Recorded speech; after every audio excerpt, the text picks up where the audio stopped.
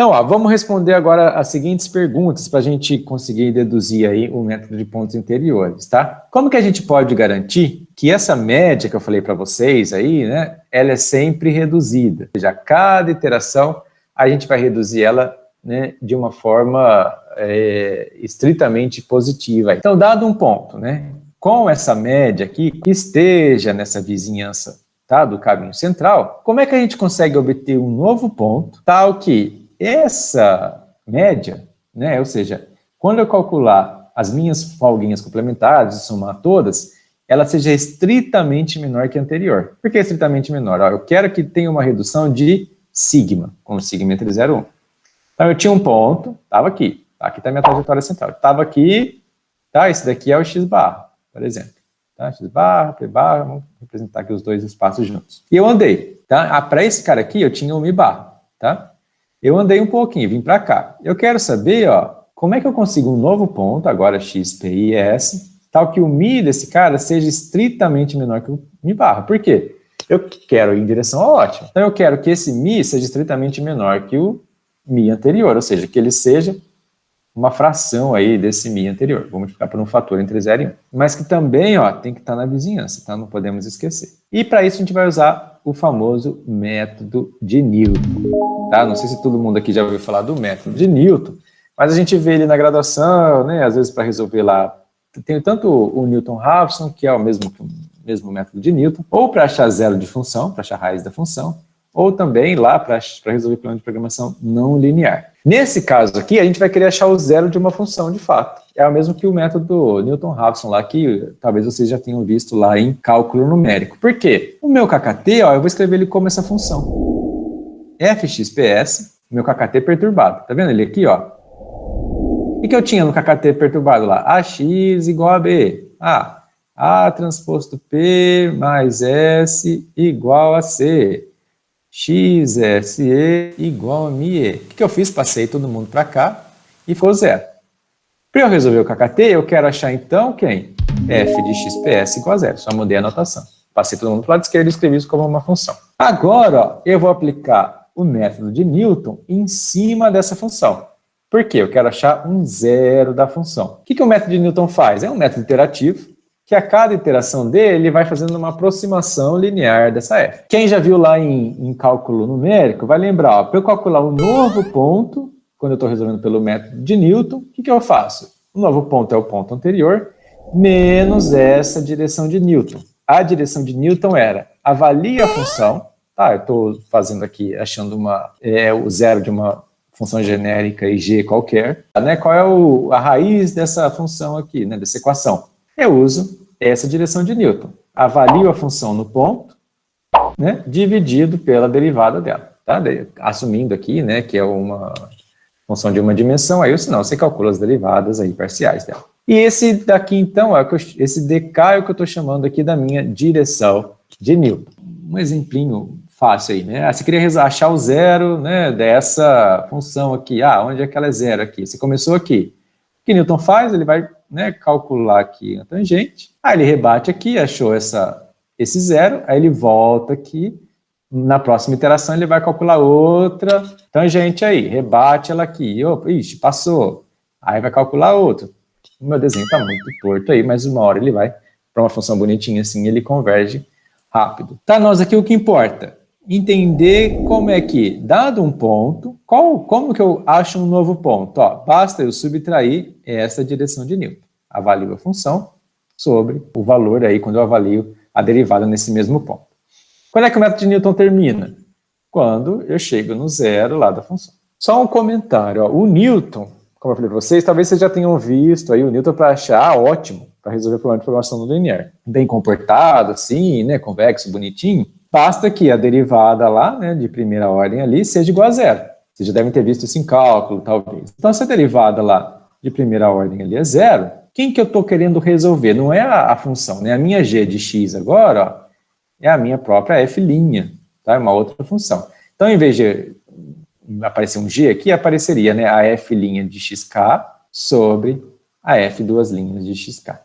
Então, quem viu o método de Newton para problema de programação de otimização, né, não linear, Vai lembrar que eu tenho uma derivada aqui e a derivada de segunda ordem aqui. No nosso caso, eu só quero achar o zero de uma f lá, tá? De x, ps. Tá? E aí, quem que vai aparecer aqui? A f e depois a derivada dela aqui. Isso aí foi só rapidamente aí relembrando ou vendo por cima aí qual é o método de Newton para a gente poder usar. Ou seja, eu vou querer calcular essa direção de Newton para resolver esse meu sistemão aqui. Vai ser baseado nisso o meu método primal dual de pontos interiores. Continuando, então, para o KKT perturbado, lá a minha F, dado esse ponto x, ps aqui, o barrinho, ou seja, o meu xk, né, pk, sk, eu vou querer determinar a minha direção de Newton, que eu estou denotando aqui, por ΔX, ΔP, ΔS, resolvendo esse seguinte sistema, então, quem que é esse daqui?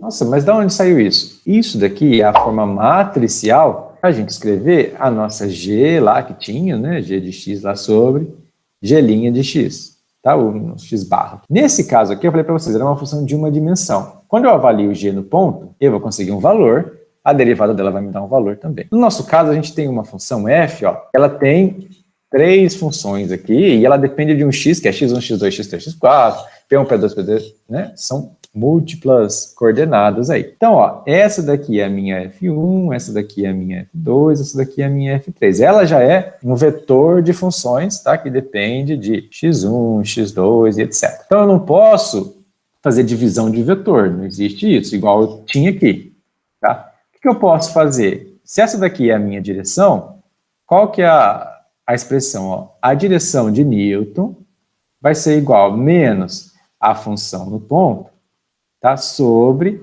a derivada dela. O que eu vou fazer? Vou passar isso para cá. Então, a derivada dela, tá? Vezes a direção é igual a menos g de xk. Se isso aqui agora for um vetor, não tem problema, porque basta eu resolver o sistema linear, que é o que eu estou fazendo aqui agora. A minha g está aqui, a minha direção de Newton está aqui, e aqui está a derivada dessa f. Vamos voltar lá para cálculo 2, tá? Cálculo 3 aí depende de como foi dividido aí no seu curso, Quando eu tenho a derivada de uma função, que é, né, um vetor de funções, em relação a um conjunto de variáveis, eu tenho o que a gente chama de matriz jacobiana, tá? Não sei se vocês lembram lá, deu até uma saudade aí dos cálculos, né? O que eu tenho? Eu vou derivar cada um dos componentes dessa função, agora sim, em relação a cada uma das variáveis. Por isso que é uma matriz. Então, aqui, nas linhas, né, a gente vai ter cada uma das funções, nas colunas, as derivadas parciais, né, em relação a cada uma das variáveis. Eu tenho agora a derivada parcial da f1 em relação a x, derivada parcial da f1 em relação a p, derivada parcial da f1 em relação a s, cada uma das variáveis. f1 quem que era? A x menos b. Quando eu derivo, o que eu consegui? f1, a derivada parcial dela em relação a x, quem que é? O próprio a. Então, a única coisa que sobrou aqui foi o a. Derivada parcial da f1 em relação a p. Não tem p aqui, então é zero. Em relação a s, não tem s aqui, é zero.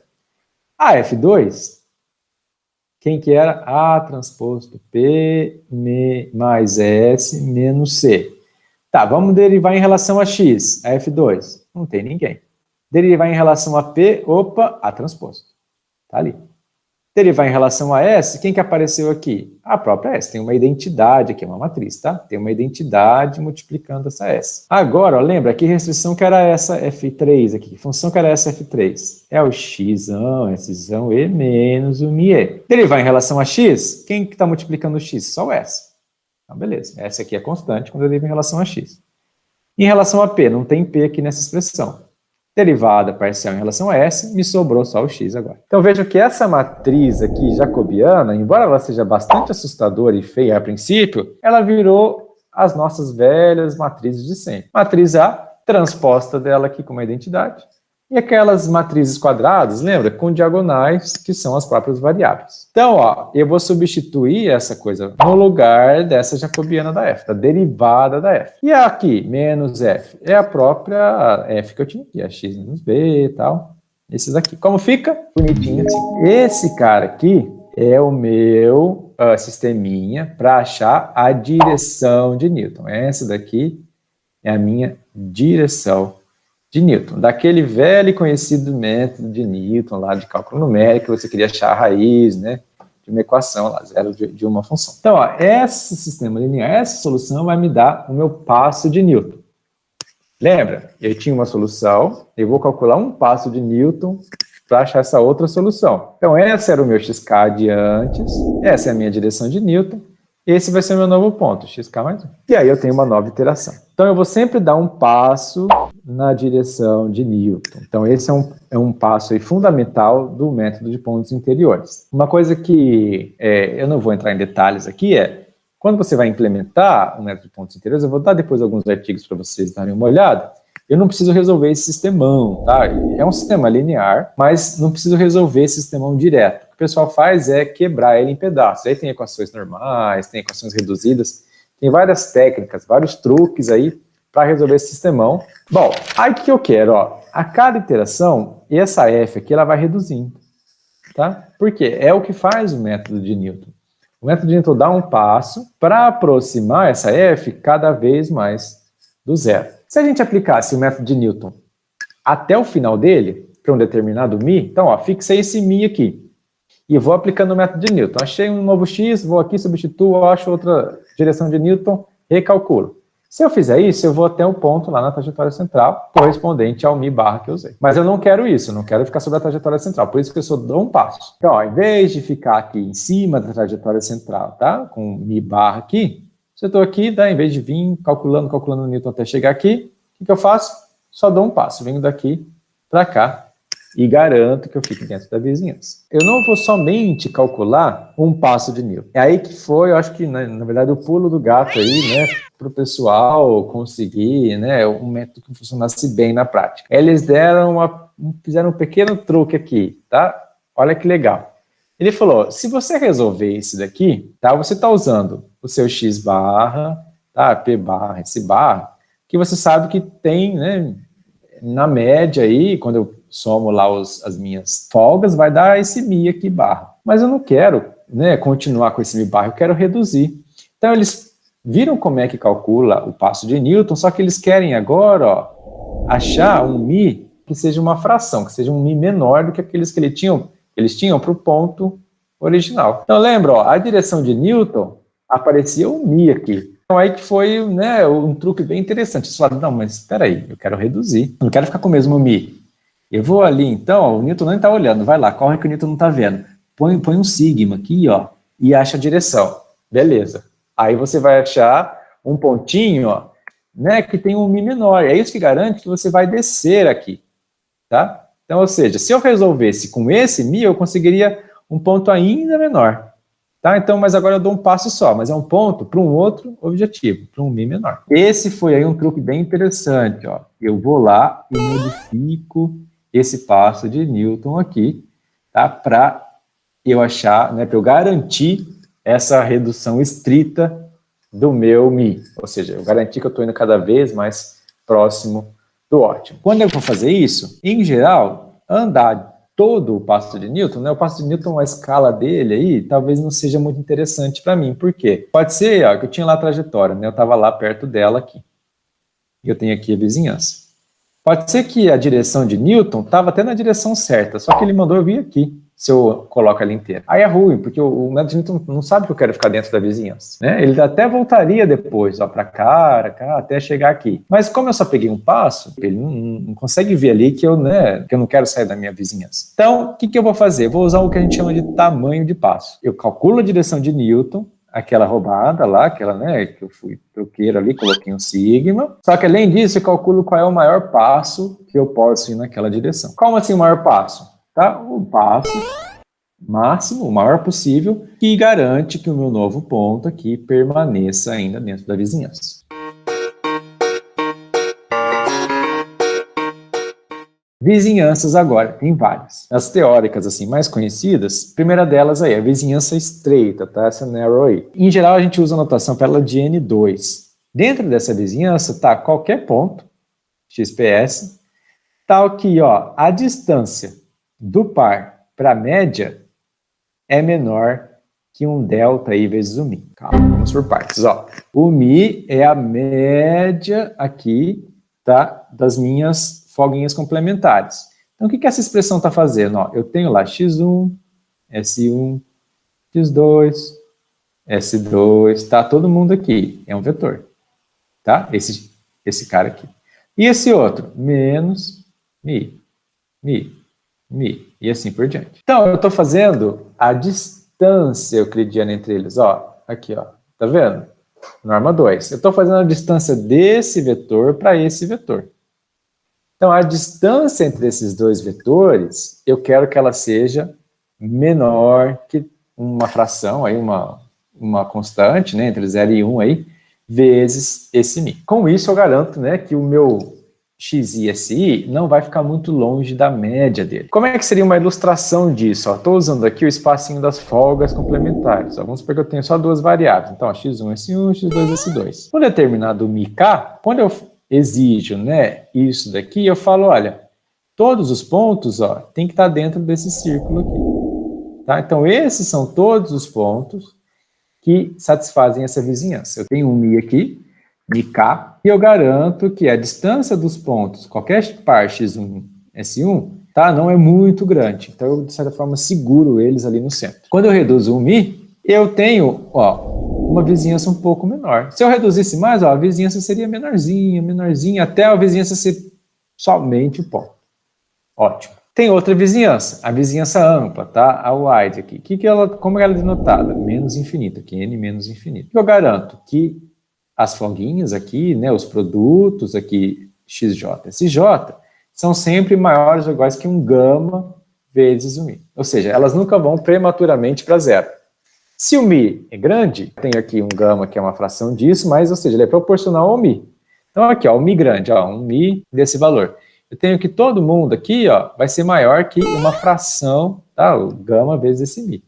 Então, ninguém está muito próximo aqui, ó, do x1, S1 igual a zero, x2, S2 igual a zero. Mas conforme eu vou reduzindo o meu μ, aí eles vão podendo se aproximar mais do zero. Então, essa daqui é a vizinhança, tá, da minha trajetória central. Tem também a simétrica. A simétrica é uma combinação das duas, tá? Eu não estou nem dentro, nem muito fechadinho aqui no círculo, nem tão ampla igual essa. Eu estou dentro de um quadradinho agora. É limitado aqui, né, por uma fração do μ, né, um sigma μ aqui, ou um valor aí agora maior que 1, né? Que é o oposto aqui desse μ. Tá? Por exemplo, aqui, ó, se eu usasse essa vizinhança ampla aqui, tá? Aquela cada parzinho, 1 a 1, tá? Tem que ser maior ou igual que o gama μ. Ó, o novo, eu tenho que achar qual é o maior alfa. Tá? Aqui o novo ponto. O que é o novo ponto? xj mais o alfa delta xj. Sj mais alfa delta sj. Maior ou igual que gama vezes o μ. Quem que é o μ? Lembra, ó? Produto interno do novo cara. Esse é o novo x, tá? E esse é o novo s. Fiz o produto interno deles aqui. Na prática, ó, manter o cara dentro da vizinhança pode custar caro, tá vendo? Tem que fazer essas continhas toda hora, é uma coisa meio chata. O que o pessoal acaba fazendo? Teste da razão simples, tá? Que nem lá no simplex. Só evita que o cara não fique zero, tá? Então eu uso um alfa aqui e vejo qual é o maior alfa, tá aqui, o x, né, antigo lá. Mais esse alfa aí, delta x, delta e, ou seja, direção agora, tá? Maior que zero. Veja que o p não tá aqui, porque o p em geral não tem sinal. Eu só estou preocupado com o sinal de x e sinal de s. E aí eu esqueci um pouco a vizinhança. Ah, mas não era importante andar dentro da vizinhança? É. Tá? Na teoria é extremamente importante.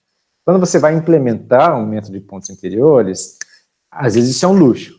Tá? Então tem problema que é extremamente mal condicionado, problema chato, que aí você vai ter que pagar caro para manter ele na vizinhança, porque senão ele vai rápido para as fronteiras. Mas em geral, problemas assim, mais tranquilos, basta você usar um alfa bem escolhido aí, que você não se aproxima muito das fronteiras. Tá? Então exige aí um monitoramento cuidadoso dessa centralidade. Então se o cara falar, olha, não quero saber de vizinhança porque custa muito caro, vou simplificar. E também tem que ficar monitorando. Se você atinge prematuramente a fronteira, você tem que recentralizar isso. Tá? Mas pode ser mais barato recentralizar do que ficar garantindo lá que ele está dentro da trajetória central a todo momento. Outra coisa importante é que você pode calcular um passo, né? Um tamanho de passo para o primal e outro tamanho de passo para o dual separadamente. Eu vou lá, olho para o x e para o delta x e calculo meu passo no primal. E calculo meu tamanho de passo olhando só para a variável dual e direção de Newton aqui no dual. Tá? Não precisa ser o mesmo tamanho de passo para os dois espaços. Resumindo então aqui, eu tinha um ponto, que ele estava lá em uma vizinhança da minha trajetória central. Associado a esse ponto, eu calculei lá, tá, um parâmetro de barreira aí médio, tá, esse mi, tá, ou seja, produto interno lá do meu x com o meu s, dividido por n, para me dar o quê? Qual é o valor médio de um dado xj/sj? Somei todo mundo dividir por n. Agora eu quero calcular um novo ponto que permaneça na vizinhança, tá, vamos pegar o caso teórico aqui, que permaneça na vizinhança, mas que, né, esse novo mi, ó, antes o meu ponto velho é o x barra, o novo ponto é o x, sem barrinha, sem nada. Esse novo mi, eu quero que ele seja estritamente menor. Aí vem o truque lá no Newton. Calculo a direção de Newton a partir desse ponto, só não posso esquecer que eu tenho que usar o truquezinho lá do sigma, tá? Para garantir que eu vou para um sigma mi aqui. Depois que eu faço isso, eu calculo o meu tamanho de passo alfa, para garantir que quando eu andar desse ponto lá, o meu x, na direção de Newton, esse daqui é o meu delta, tá? Eu consigo um novo ponto, aqui eu estava no x barra, né? Eu consigo um novo ponto, tá? Que permaneça dentro da vizinhança. Como que fica o algoritmo, então? Já vimos tudo que precisávamos aí de pontos interiores. Entrada no nosso algoritmo. Solução inicial, tá? XPRS aqui, ela... Vamos assumir, né, que todo mundo aqui é estritamente maior que zero, por definição, né, não posso ter esses caras aqui zero ou negativos, e que estejam nessa vizinhança aqui. O que é essa N estrela? Uma vizinhança qualquer que eu inventei. Pode ser, inclusive, tá, XS maior ou igual a zero, para simplificar a vida. Ou pode ser qualquer uma daquelas outras lá. O sigma é aquela redução do mi, né, quando eu resolvo a direção lá do método de Newton. Entre 0 e 1, tolerâncias ΔP, ou seja, de factibilidade primal, uma tolerância para factibilidade dual e uma tolerância para otimalidade. Calculo o meu gap de dualidade, ou seja, a média aqui, tá, dos meus parzinhos lá de folgas complementares, tá bom? E vejo se o meu problema é primal factível. Se ele for primal factível, ou seja, isso daqui, ó, AX, né, menos o B, vai ser dentro aqui da minha factibilidade primal. Se ele for primal factível e dual factível dentro dessa tolerância, e além disso, né, o meu mi é zero, ou seja, suficientemente pequeno, menor que a minha tolerância, então pare, eu achei a solução ótima. Então veja que em pontos interiores, a coisa é um pouco mais dentro das tolerâncias, né? Não é igual no simplex. Simplex também, se você for implementar, você não vai comparar com zero. Tem sempre que comparar com uma tolerância. Mas aqui, ó, eu não estou pedindo para você que a x é igual a b. É óbvio que eu quero. Mas o AX pode ser próximo do B ali dentro de uma tolerância. É óbvio que se você pedir uma tolerância aqui de 10 a menos 10 aqui, né, 10 a menos 10 aqui, está mais que suficiente para considerar X igual a B. Determine a direção de Newton. Lembra, ó, um passo de Newton. Aqui está a derivada da matriz F, ou seja, a jacobiana da F. Quem que é a F? É o meu KKT, tá? Que eu passei todo mundo para o lado esquerdo, ficou o zero lá, sozinho. Então aqui a jacobiana da F, direção de Newton, e aqui a F aplicada no X barra, ó, tá? P barra, S barra. Todo mundo aqui. Lembrando que eu dou uma roubada aqui, ponho um sigma aqui para garantir que eu vou reduzir esse min. Calculo a direção de Newton e acho o maior passo possível nessa direção, ou seja, eu vou pegar o ponto atual, vou andar alfa vezes a direção de Newton, tá? Posso andar ela toda, meu alfa pode ser 1. Mas, né, ele pode ser 0,5, pode ser 0,2, pode ser bem menos para eu não sair da minha vizinhança. Depois disso, calculei direção, calculei tamanho de passo, acabou. Achei meu novo ponto. Volto lá para o meu passo 1, calculo o novo mi e vou vendo se ele é factível, se ele é ótimo e calculo. Então veja que apesar de todo, né, esse desenvolvimento que a gente fez aí para entender o método, a aplicação dele em si é bem o estilão de quem já viu lá método gradiente, método de Newton. É bem aquele estilo de, dado um ponto, eu calculo uma direção de busca e um tamanho de passo, e acho um novo ponto. Então ele tem bem essa cara de método não linear. E aí eu vou fazendo essas iterações. Se você olha aqui, você fala, nossa, parece, agora olhando o algoritmo, ele está menor que o simplex. Tá, mas vejam que, ó, resolver esse sistema aqui não é tão simples. Lembra que no simplex, ó, eu resolvo B, né, XB, igual a Bzinho. Essa B é um quadradinho aqui, a A tá aqui, ó. a matriz A do meu sistema. O B é um quadradinho aqui. Aqui em pontos interiores eu tenho que resolver a A inteira, ponho a A transposta aqui, ponho mais a X aqui. É um gigante. É um gigante, mas ele te dá muito mais informação do que aquele pedacinho daquela matrizinha básica ali, né? Que era extremamente míope. Aqui eu tenho muito mais informação. Vai custar mais caro. Só que é como se eu desse um passo mais largo a cada iteração, tá? Ou seja, eu consigo convergir mais rápido em geral que um simplex, tá? Na prática, pontos interiores converge bem rápido mesmo, em questão de número de iterações.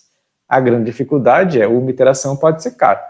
Tá? Não tão caro quanto o método elipsoide, que eu tinha falado para vocês que não existe uma implementação, né, boa dele aí que bata os métodos que a gente conhece, tá? Simplex, pontos interiores, biprimal dual, mas tá, ela é carinha, ela não é tão barata porque resolver esse sistema é difícil.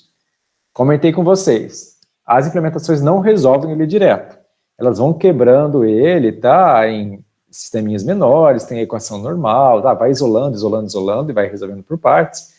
Tem as equações reduzidas, tem algoritmo que aplica métodos iterativos com pré-condicionadores. Aí a pesquisa de pontos interiores, quanto a isso, é bem ativa até hoje, tá? Você pode procurar aí, você vai achar artigos desse ano de como resolver esse sistema de equações aí de pontos interiores aí por métodos iterativos, né, outro tipo de método, de forma aí cada vez mais eficiente. No método primal dual de pontos interiores, a gente tem o factível e o infactível. No infactível, eu não exijo, tá, que restrições primais e restrições duais sejam satisfeitas logo de início. Elas podem ser infactíveis. Eu posso ter um resíduo, tá, ou seja, ele vai usar um residual primal vai ser simplesmente B menos AX. E um residual aqui, tá, dual, tá, que é o C menos A transposto menos S. E aí esse cara aqui, nas primeiras iterações, ele pode ser positivo. Óbvio que quando eu convergir lá para o meu ótimo, ele tem que ser zero, ou seja, tem que satisfazer a factibilidade para ser ótimo. Um comentário interessante aqui é que o método de Newton é muito bom para reduzir esses R's aí, tá? O método de Newton leva esses caras para zero muito rápido. Nas primeiras iterações de um método primal dual infactível aí, você já consegue atingir a factibilidade. Então é como se fosse um Big M meio embutido aí, tá? Você não se preocupa com a factibilidade de início, mas o próprio método de Newton já vai garantindo isso para você, tá, nas direções de Newton. E se o problema for infactível, você consegue detectar isso exatamente devido, né, graças a essa facilidade que o método de Newton tem em levar esses residuais para zero. Se você está fazendo iterações do método de pontos interiores e esses residuais nunca estão indo para zero, já está lá na iteração 10, por exemplo, e ainda você tem uma infactibilidade primal e dual, tá, óbvio, 10 aqui foi um chute, né? Você tem que ajustar isso melhor no seu método lá quando você for implementar. Mas é um forte indicativo de que o problema é infactível, tá? Ou ilimitado. Tá? Se a infactibilidade é dual, então o problema é ilimitado. Se a infactibilidade é do primal, então o problema é infactível mesmo. Tá? Então, tanto infactibilidade quanto o problema ser ilimitado, você consegue medir aí, né, por esses residuais primais e duais, infactibilidades primal e dual, quando eles não vão para zero, rapidamente. Então é assim que o pessoal faz isso em pontos interiores. Já no método factível, aí desde lá do começo, você vai garantir, né, que o AX é igual a B, e uma coisa interessante também é que o método de Newton não vai perder isso. Tá? Quando você dá a direção de Newton, ele garante que se a solução era factível, ela vai continuar factível. Quando usar ele, para esse sisteminha aqui, veja que o meu objetivo aqui, né, é que isso aqui continue zero, tá? Então o método de Newton já vai garantir essa factibilidade aí, primal e dual, se eu já começar com eles factíveis.